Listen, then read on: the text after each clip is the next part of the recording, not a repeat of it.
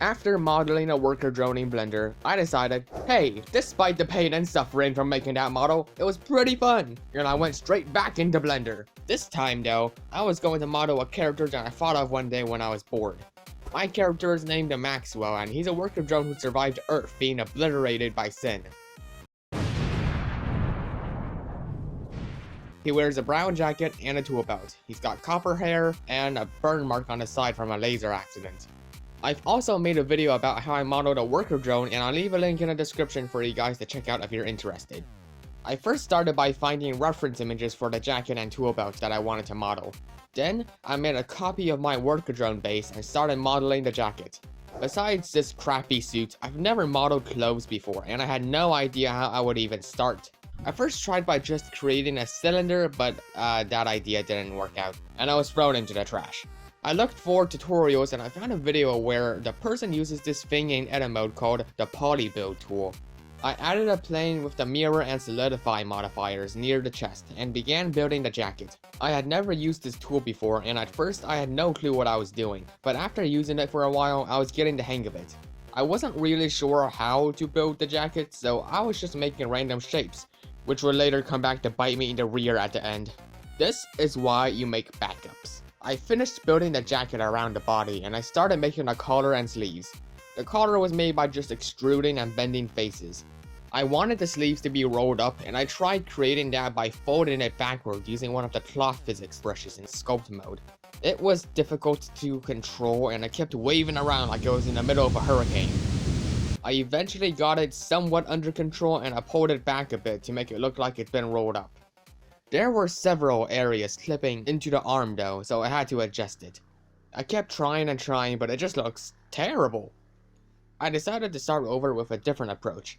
So instead of using cloth physics, I'll just resize some parts of the sleeve. It was simpler and easier to control than trying to get the cloth to flap in just the right spot. Next, I wanted to add some pockets on the front of the jacket. I thought about the idea of making working pockets that can open and stretch, but I decided to just keep it simple. The pockets were made with a cube that I beveled and a bit of fabric to cover the top. At this point, things had been relatively easy and I was optimistic. But then, the Blender gods decided to humble me because I was having it too good and made the next part I was going to model be extremely difficult. I also now hate zippers. Add that to the list of things I absolutely despise. As you can probably tell, I did not have a fun time making the zipper of the jacket. I almost gave up and would have just gone with buttons instead. Foreshadowing. But the jacket was modeled to have a zipper, and I really didn't want to remodel it, so I had to keep trying. I made the zipper by first modeling one of the teeth and then using an array modifier to make it longer. Then I duplicated the teeth, rotated it, moved it upward a little so that it interlocked properly. I added a path curve and set the zipper as the object. In edit mode, I can now edit the shape of the zipper by moving points on the path curve, and I can add more points by selecting 2 points and subdividing them. I spent a long time trying and failing to drag the zipper, and I had to restart 2 or 3 times because I messed up so badly. I will forever hate zippers for the rest of my life. After that whole ordeal finally ended, I had a decent enough looking zipper on the jacket. Then I made the slider with a cube in edit mode and put it on the jacket. If you look at it from a distance, you can't even notice how crappy it is, so it's good enough. Next, it was time to make the tool belt, which wasn't too hard. I made a cylinder, sized it down, and put it around the waist. Then I made the holes around the belt with a tube and boolean modifier. I made the belt buckle by extruding parts of a cube and beveling it. For some reason the bevel wasn't working how I expected it to, but I actually kinda liked this design, so I just went with it. I copied one of the pockets and put it on the side of the belt. Then I modeled a screwdriver holder and stuck it on the other side. I wanted there to be a Phillips and flat screwdriver on the tool belt, so I looked up some reference images of screwdrivers. The handle was made with a cylinder, and I moved some vertices inward to make the ridges. I wasn't quite sure how I would make the tip of the screwdriver, so I tried using boolean modifiers.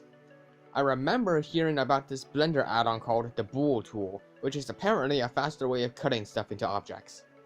I installed it, and yeah, it's great. I can easily cut objects with keyboard shortcuts instead of having to manually set up a boolean modifier. I tried cutting out the shape of the tip with cubes, and it actually kind of worked. I just need to clean up the typology and some other adjustments. After putting it onto the handle, I duplicated the finished screwdriver and I put it onto the belt. With the first one done, I started making a flathead screwdriver, which I made with a cube. I didn't know what to put onto the tool belt next, so I just left that one empty. Maybe I'll add something in the future. The tool belt is finished now, so I'll move on to the eyes. I changed the cutter to a brown copper cutter, but it stayed the same. I later realized that my dumb self was changing the base cutter instead of the emission cutter. Then it was time for the hair. I wanted a hairstyle similar to N's, but a bright copper cutter. I've never modeled hair before, so I was kind of afraid that it wouldn't look good. I found this cool method to make hair, and it looks pretty much identical to the show. It uses a path curve and a circle curve at the top. It's set up so that the path will take the shape of the circle. So if I change the shape of the circle in edit mode, the path will change to the shape of the circle. I made a lot of bumps and then scaled the ends of the path to 0, so that they turn into tips. I duplicated this a bunch of times and moved the points around to make different hair shapes. I spent some time haphazardly putting hair on the head, and I think it turned out pretty good for my first time making hair.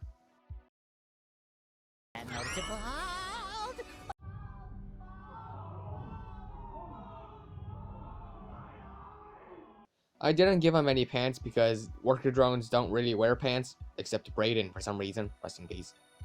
And I decided to leave the feet bare because I like the look. Totally not because I'm just lazy, whatever. Now the modeling part is pretty much done. And the next part was texturing. I get all of my textures from a website called Blender Kit, which has lots of useful things like textures, models, and HDRIs. The best part is that they have a free plan, where you have access to thousands of free stuff. They also have a Blender add-on where you can download all the assets. I found a really nice looking fabric and leather texture that I then applied to the jacket and belt. The clothes seemed too clean though, so I opened up Krita, which is the free drawing software, and I started messing with different brushes to see which one makes the best smudges. I eventually settled with a brush and began randomly clicking around while hoping that it looks like a smudge or something. I got it looking decent enough and I exported it as a PNG. I vaguely remember seeing a video where someone has a texture on their screen, and wherever they click, the texture gets applied onto the surface.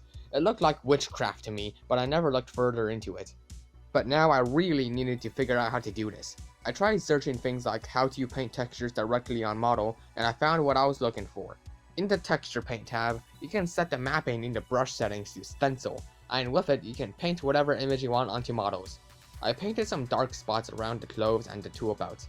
I converted the hair into meshes and I tried painting on the side to make it look burnt.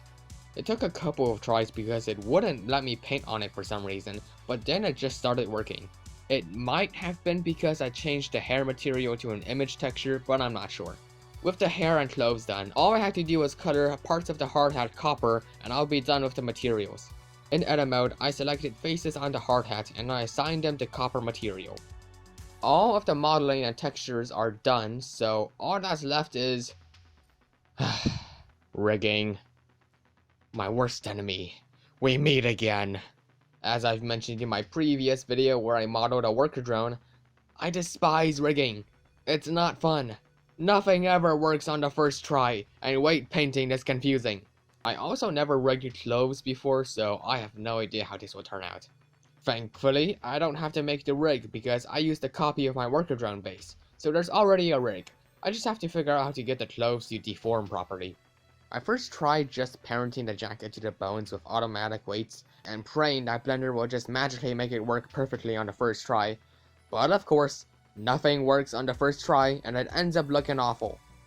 I figured that there has to be tutorials on this somewhere, so I looked up how to rig clothes. I found out that you can actually transfer weights from one object to another by selecting both objects and going into weight paint mode. I already have the worker drone body fully parented and weight painted to the rig, so I could transfer the torso weights to the jacket. I selected the objects and went into weight painting mode. There I transferred the weights from the torso to the jacket and it actually seemed to work. Kind of. The weights look strange and spiky, which didn't seem right. I went into pose mode to see if it would bend correctly, and it was definitely interesting. Here we go again.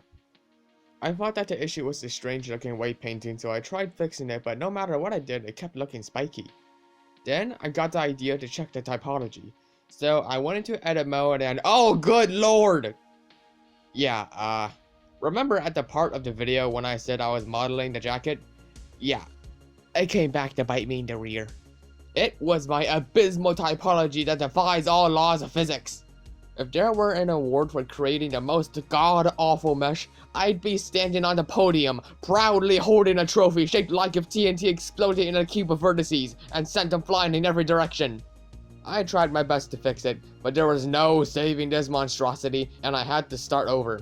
Thankfully though, I kept a couple of backups, and I could just copy one of those. I wouldn't lose too much progress too, because the only things missing were the sleeves, which I could easily make again. Before I could start that though, I had to fix the typology, which is the cause of this whole mess. I took a look at the back, and yeah, I can see why the weight painting was messed up. I fixed the back and other areas that didn't look right, which didn't take too long, and I remade the sleeves. I reapplied the materials to the jacket, and then it was back to rigging. I transferred the weights again, and it was looking kind of better. I still had to mess around with the weights manually, and after that, it was looking a whole lot better than before. But then I noticed another problem, the zipper. It gets really stretched. Yeah, that's a problem. You know what, screw zippers, I'm going with buttons. Yeah, no, I am not dealing with this, I'm just going to go with buttons. I got rid of the jacket with the zipper, and I copied one of the backups. I deleted a strip of faces on the front and remade it with the polybuild tool. I didn't connect them though, and I moved them behind the other faces to make it look like it's on top of it. I added some spheres for the buttons, and I put them on the jacket. While I was doing that though, I decided to edit the jacket a little more in sculpt mode, and I think it looks better now. Alright, I'm tired, and the script is getting long. I think I'll have to split this project into 2 videos. This video took a little bit longer than I wanted to make because I've had to switch video editors and install Windows 11, but they should be coming out faster in the future. The folders look like web browsers now, what the heck. Anyway, stick around for the next part, and make sure you guys subscribe and leave a like if you want to see more. If you guys enjoy what I do, consider supporting me on Ko-fi. Even if it's just a small amount, it helps me out a lot. See ya!